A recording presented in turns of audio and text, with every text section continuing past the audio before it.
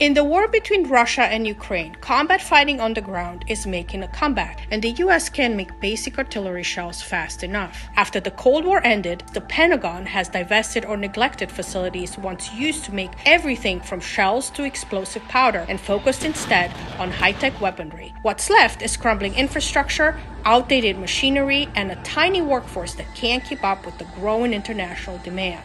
The prospect that future wars could resemble the grinding combat in Ukraine has stirred fears that the US arsenal could be someday stretched to the breaking point. To catch up, the US is now spending more than $5 billion to overhaul aging production facilities like this one in Scranton, Pennsylvania. The Army's goal is to produce 68,000 projectiles a month by the start of next year. Before Ukraine was invaded over 2 years ago, US production averaged less than a quarter of that.